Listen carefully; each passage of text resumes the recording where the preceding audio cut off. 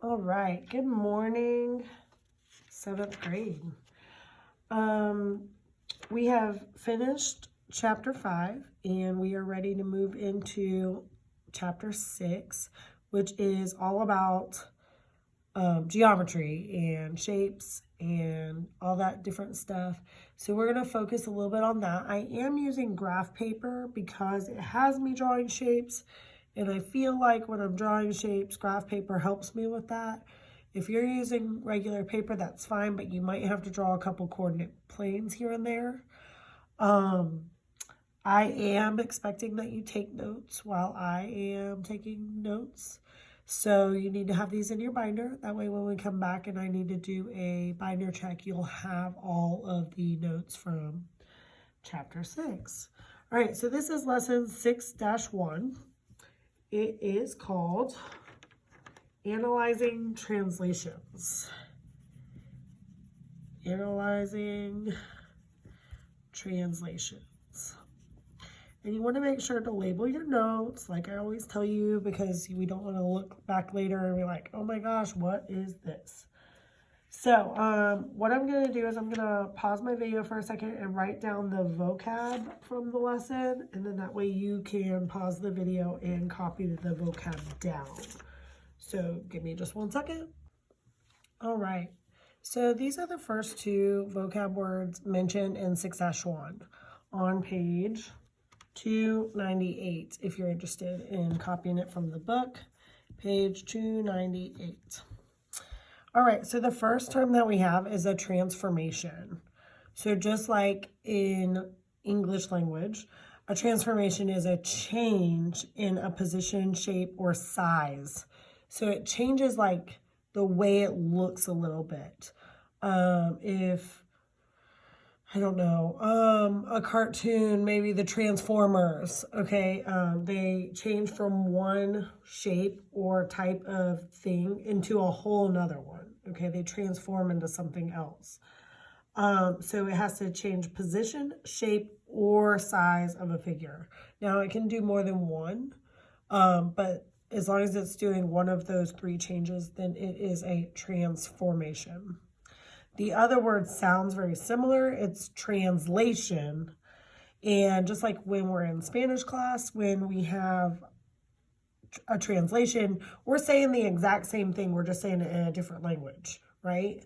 So in a translation in geometry or math, it is a transformation that moves the exact figure to a new location.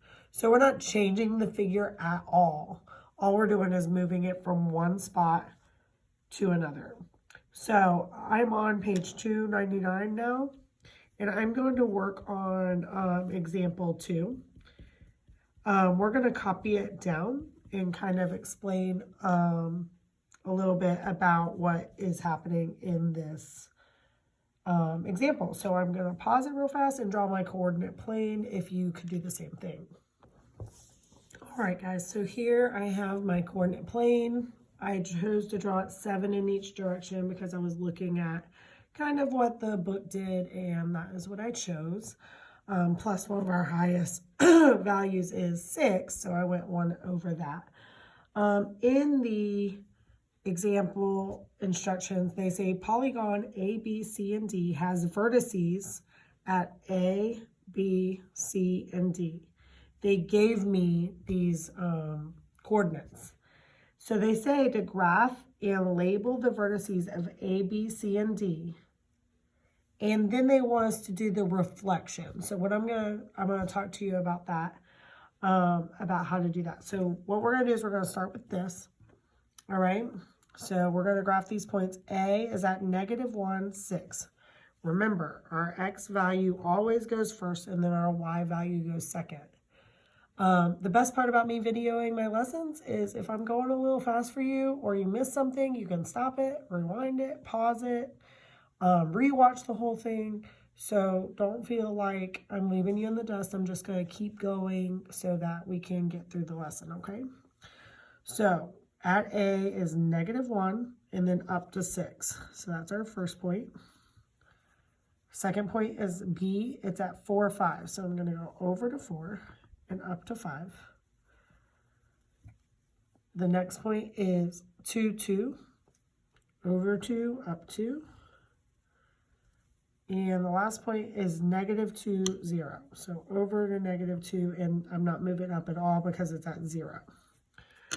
All right, so what I do is when they say it's polygon A, B, C, D, you connect it in that order. A to B, which this is A, this is B.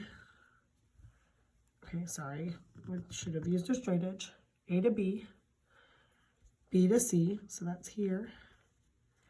C to D, and then the last letter obviously hooks back up with the first one.